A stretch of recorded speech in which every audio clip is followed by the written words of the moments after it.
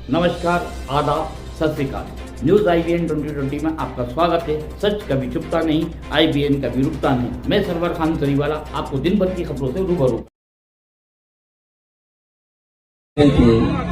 सामंतवादियों, मनवादियों और एक बात और उन्होंने कही, कोई बात ऐसी कही जिसकी वजह से मुझे माइक द्वारा पकड़ना पड़ा हाथ में। मैं केवल अजयगढ़ के लोगों से कहना चाहता हूं और अपने पत्रकार साथियों से कहना चाहता हूं, ये लड़ाई हजारों साल पुरानी है।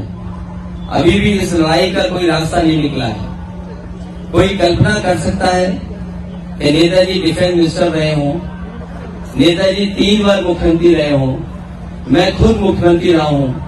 जब हमने अपना मुख्यमंत्री आवास खाली किया तो उत्तर प्रदेश के मुख्यमंत्री जो योगी जी हैं, उन्होंने गंगा जल से धुलवाया था मुख्यमंत्री, तब जाकर के वो मुख्यमंत्री आवास में गए थे। क्या आज कल्पना कर सकते हो आप?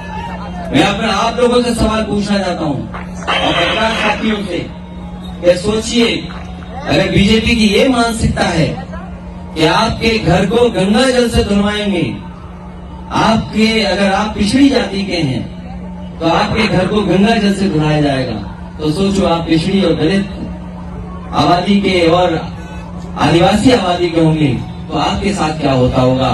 इसलिए मैं आपको भरोसा दिलाता हूं, जिन्होंने भी हम लोगों को गंगा जल से घर धुलवाया है, समय आने पर पीडीए वाले वोट डाल करके इनकी जमानतें जब्त कराएंगे। आज नहीं तो कल नहीं तो परसों हम लोग लड़ाई जीतेंगे। और पत्रकार साथी याद रखना, अजयगढ़ आए हैं, एक दिन विधायक के साथ हम लोग अजयगढ़ आएंगे और जिन लोगों ने हम लोगों को अपमानित किया है, यही हमारे पिछड़े दलित आदिवासी लोग वोट डाल करके मनवादी सोच के लोगों को और सामंतवादी सोच के लोगों को जमानतें जब्त करा देंगे।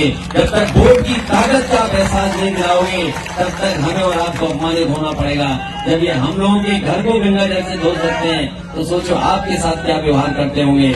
मैं उम्मीद करता हूँ कि आप लोग सब मिलकर के साइकिल चुनाव चिन्ह की मदद करना, एक बेर वोट दे देना। और पत्रकार साथियों से मैं कहूंगा, अपने मालिकों की तरह तुम मत बिक जाना, कम से कम हम लोग की न्यूज जरूर दिखाना। जिंदगी जिंदा दिली को जान ए रोशन, वगरना कितने यहां रोज फना होते रहते हैं। आज हमें उस शहीदी धरती से खड़े होकर इस मुल्क की विरासत को याद करने का मौका मिला है।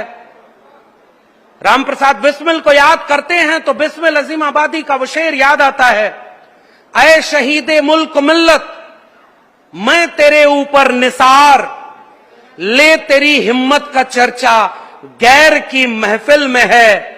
अब न अहले बलबले हैं और न अरमानों की भीड़, सिर्फ मिट जाने की हसरत एक दिले बिस्मिल में है।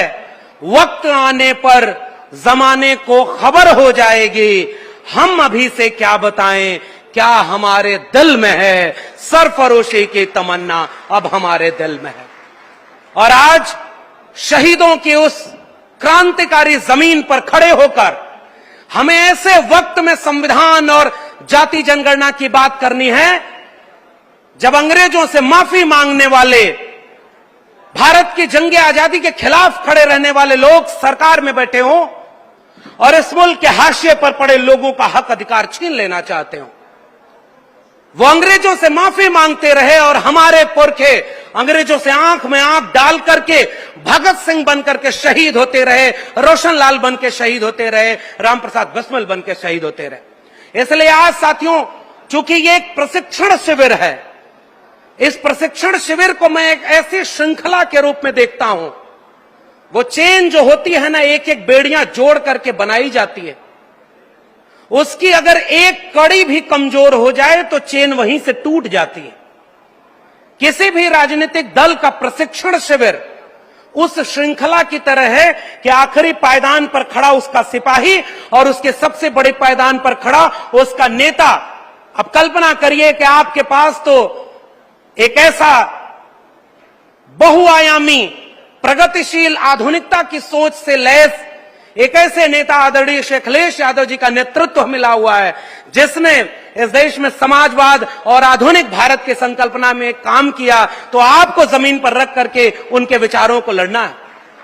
तो आज के इस प्रशिक्षण शिविर में जब मुझे मौका मिला कि आप जाति जनगणना विषय, जो कि इस प्रशिक्षण शिविर का केंद्रीय विषय है, लोक जागरण अभियान, और मैं बधाई देता हूं समाजवादी पार्टी को और समाजवादी साथियों, जब वक्त बुरा आता है तो वो इसलिए आता है कि वो ताकतवर लोगों की ताकत का इम्तिहान ले सके कि इस बुरे वक्त से कौन लड़ रहा था। आज अगर आप लड़ेंगे तो इतिहास में आपका नाम दर्ज होगा कि समाजवादी लोगों ने उस वक्त भी लड़ाई लड़ी। तो वो लड़ाई लड़ने के कई टूल हो सकते हैं, और पार्टी ने अगर यह फैसला लिया है कि जाति जनगणना के विषय को अपना केंद्रीय विषय बनाएगी, इस देश में हाशिए पर पड़े हुए लोगों को मुख्य धारा में लाएगी, उनके हक अधिकार की बात करेगी, तो उसका सबसे केंद्रीय विषय है जाति जनगणना का। कल्पना करिए साथियों, एक देश का मतलब क्या होता है। किसी भूगोल पर खींच दी गई लकीरों के बीच आने वाले जमीन के टुकड़े से देश नहीं बनता है। देश बनता है तो वहां के नागरिकों से बनता है, वहां के जिंदा लोगों से बनता है। और जब यह मुल्क आजाद हुआ और जब जिस दिन भारत का संविधान लागू हुआ, उस दिन इस देश ने हजारों साल की अपनी बेड़ियों को तोड़ा। चाहे वो इस देश की विरासत में तथागत बुद्ध से लेकर कबीर, रैदास, पलटू दादू, भीखा, बुल्ले शाह, बाबा फरीद हो, महात्मा फूले हो, छत्रपति शाहू जी महाराज हो, या डॉक्टर बाबा साहब भीमराव अंबेडकर, डॉक्टर राम मनोहर लोहिया, शहीद आजम भगत सिंह हो, इन सब ने जो ख्वाब देखा वो भारत के संविधान में पिरोया गया कि अब एक नया भारत बनेगा तो वो नागरिकों का भारत बनेगा।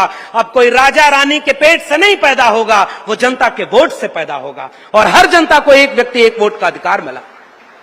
बाबा साहब डॉक्टर भीमराव अंबेडकर ने कहा कि अगर मुझे मेरे हित और देश के हित में से चुनना होगा तो मैं देश का हित चुनूंगा, और अगर मेरे समाज के हित और देश के हित में टकराव होगा तो मैं अपने समाज के साथ खड़ा होऊंगा, क्योंकि हजारों साल से इसी देश में मेरे समाज के लोगों को शिक्षा, रोजगार और मानवीय सम्मान से वंचित रखा गया। डॉक्टर राम मनोहर लोहिया साहब ने जब नारा दिया कि संत सोपा ने बांधी गांठ, पिछड़ा पावे 100 में 60, तो समाजवादी नेता डॉक्टर लोहिया से किसी ने पूछा कि आपको सबको लेकर चलने की बात करनी चाहिए, आप तो कह रहे हैं पिछड़ा पावे 100 में 60।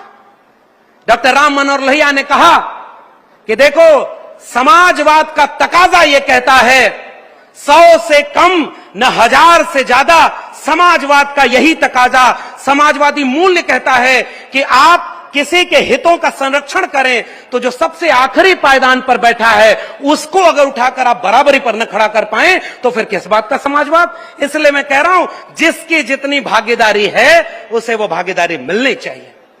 और मैं फिर से शुक्रिया अदा करता हूं, और मैं मंच पर खड़ा हूं तो मेरी जिम्मेदारी है, हम जैसे लोग जो आजमगढ़ के किसी खेत में गाय भैंस चराना छोड़ करके दिल्ली विश्वविद्यालय तक पहुंच पाए, तो ये तब मुमकिन हो पाया जब इस देश में भारत का संविधान और मंडल कमीशन लागू हुआ। हमारे चैनल को शेयर, लाइक और सब्सक्राइब करना ना भूलें। बेल आइकन दबाएं, हमारे चैनल को सब्सक्राइब करें और लाइक करें।